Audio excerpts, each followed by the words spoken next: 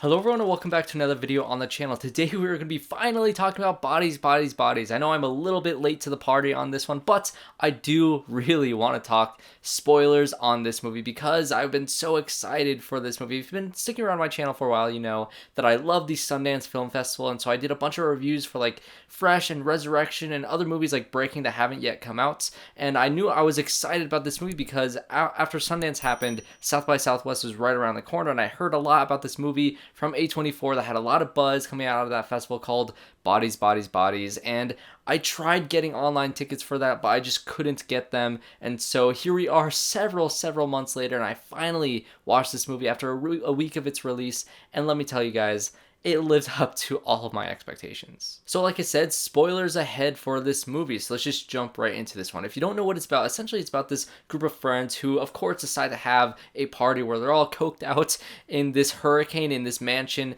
and they're going to play this game that's essentially werewolf. It's called Bodies, where they all get together, they draw little cards, one of them is the murderer, they go around in the house in the dark and they tap somebody on the back if they're the killer, and they have to play dead, and they have to try to argue and figure out who the killer is. This is basically a Gen Z Among Us game in real life in the middle of a hurricane with a bunch of Twitter thread type of arguments amongst friends that is just so entertaining to watch. And if that sounds horrendous to you, if that sounds obnoxious and irritating to you, I can see somebody going into this absolutely hating every single character in this movie, but to be quite honest, that's kind of the point of the movie. So I think this movie works in many ways. At a base level, it works as, you know, this fun movie with all these characters that is kind of a satire of Gen Z, and if you're watching it as somebody who's in Gen Z like I am, you can find all the aspects of our generation that we can poke fun of and have a laugh about because it's just really funny. But if you're also not in this generation, I think you can look at it as like, look at these, you know, these kids,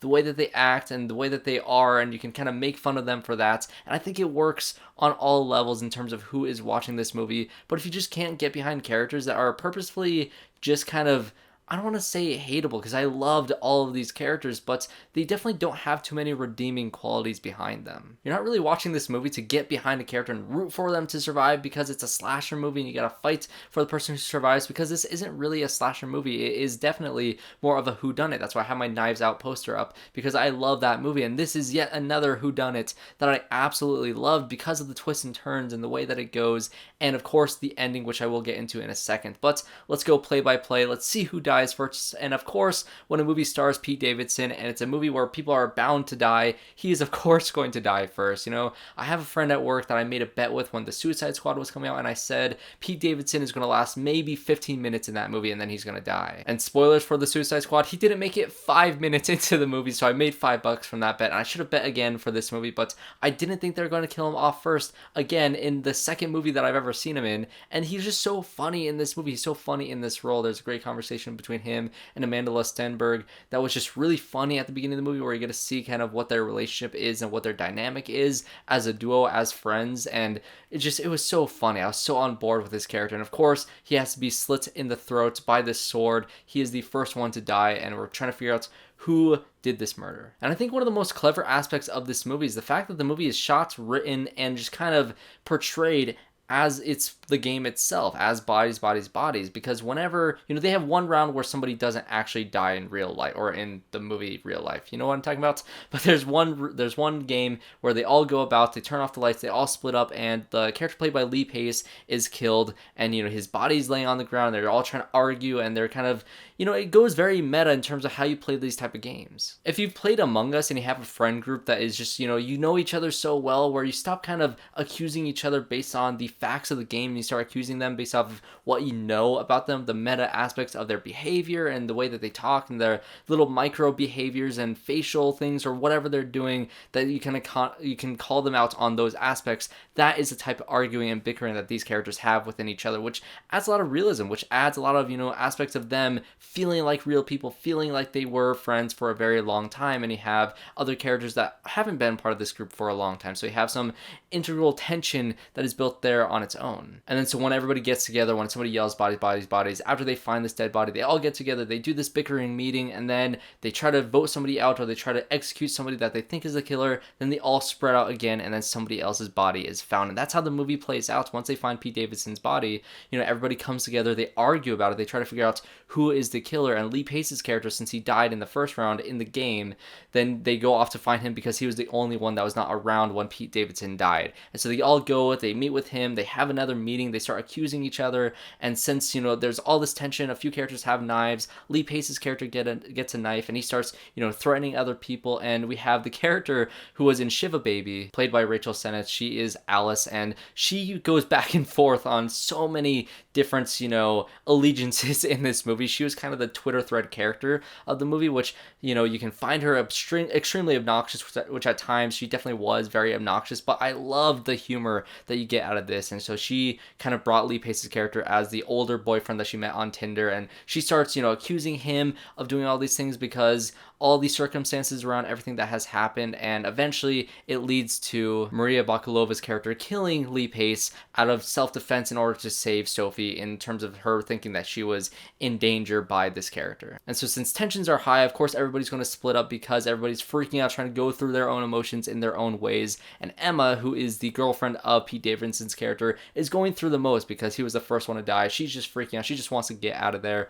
She runs into Myha'la Stenberg's character, who gives her these pills, and she ends up going off on their own ways, and they end up finding her body next. She's dead on the bottom of the staircase. It seems like somebody has pushed her, and she had died from head trauma, that she kind of slammed her head into the wall, and she's now bleeding out dead on the ground. Now we've started yet another game of bodies, bodies, bodies, another round. Everybody comes together, they start accusing each other yet again, and since all the characters that are still alive at this point all knew each other for so long, and since Maria Bakalova's character B already killed Lee Pace in self-defense, as she's saying, but they don't know who this character is, and they think that she's lying about how she met Sophie and all these different things. She is now kicked out of the house, essentially executed by the group in a game of bodies, bodies, bodies. She's sent out into the hurricane. She's off on her own. The other characters are in the house, and they start to split up once again, but Maria Bakalova's character is able to once again weave her way back into the house. And while she's outside, she sees Jordan get a gun, so now she has more ammo to kind of fight against that. Jordan is actually the killer, and now they have another reason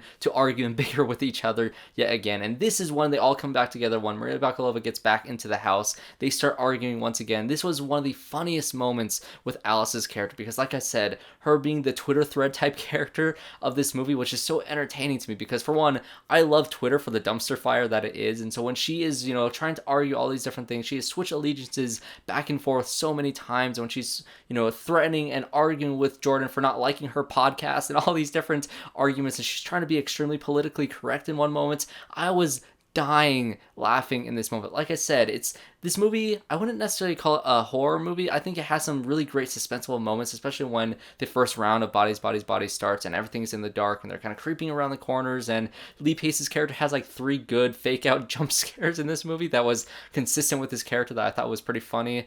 But there was a lot of suspense in this movie, but it is definitely more of a comedy than anything else. And when it comes to comedy, it's more of a satirical comedy, which I really do love how smart this movie is with satire, especially with Gen Z and especially with Twitter and how people argue on Twitter. And I think Alice was a perfect, encapsulation of that type of person. And so when you have this satirical comedy, you really get to see how ridiculous a lot of these behaviors and a lot of these arguments that people have that just really don't matter, and how it just kind of warps into these really terrible things that people are attacking each other for no reason, and people are going to get hurt out of this conversation. Jordan has the gun. She shoots Alice in the leg. They start fighting over the gun, and eventually when you have Sophie and you have Jordan and you have Alice all fighting over this gun, the gun goes off and Alice is now killed. She is shot in the head.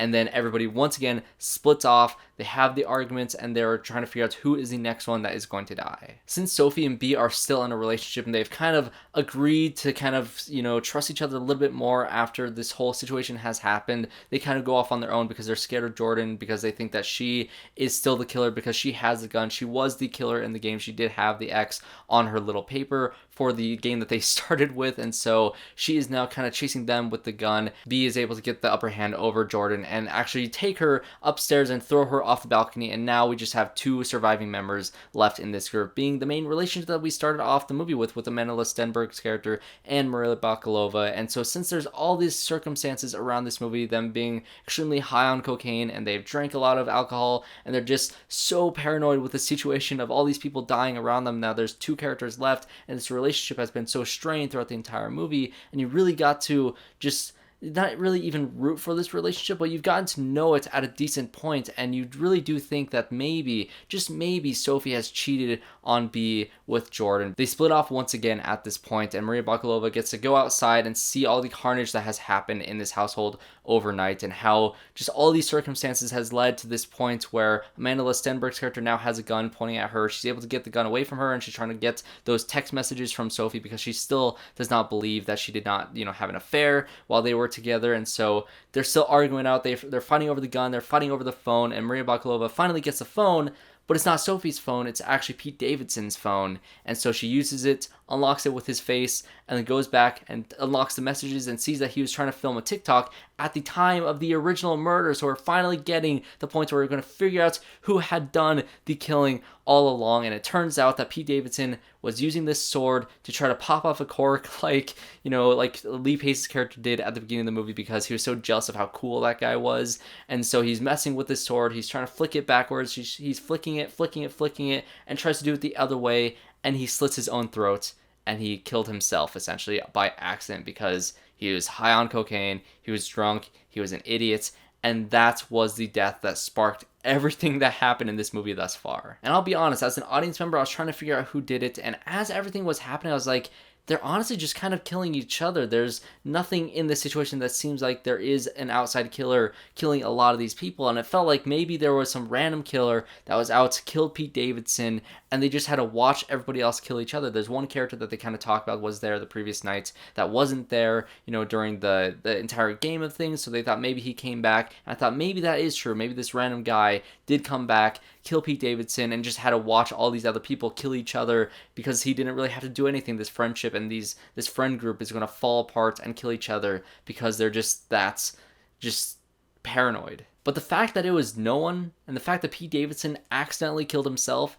and the fact that they were just all soaked up in their own drama, and all this drama is able to lead them all to killing each other overnight because they're all paranoid and they're all high on cocaine and they're all drunk. That is so funny. That is the best way this movie could have possibly ended, because again, when I say it's a kind of a satire on these type of situations with Gen Z and with Twitter arguments and with all these different things, that is just the most fitting ending, that it was just all kind of pointless and it was all their own inner paranoia and drama with each other that kind of took them all down. That is the greatest encapsulation of the satire that this movie is trying to pull from Gen Z. It was so funny, it was so perfect, and just it made the movie for me, because now you can rewatch the movie with the context of knowing that it was all just them being paranoid the entire time. And I feel like on second watch, it could be just a whole lot of fun watching these characters and really picking apart what this movie is really trying to say about these characters, about who they are as people, and about how they all react and how they all respond to different situations. So that was Bodies, Bodies, Bodies. I really enjoyed this movie. I was dying laughing. I was, on the edge of my seat for the suspense for a lot of it. And it just was everything that I wanted this movie to be. One of my most anticipated movies of the year, ended up living up to my expectations. This is definitely one of my favorites of the year. So let me know what you guys thought of it, and what you thought of the ending, and what you thought of the characters. Do you really hate everybody like I've heard some people complain about? And do you really think that that's kind of the point? And does it really matter if all the characters are unlikable, if the movie's trying to say that these characters, behaviors are kind of their own downfall? So what did you guys think of Bodies, Bodies, Bodies? Let me know in the comments down below. So thanks everybody for watching this video. Subscribe if you enjoyed this, leave a like, and I hope to see you all in my next one.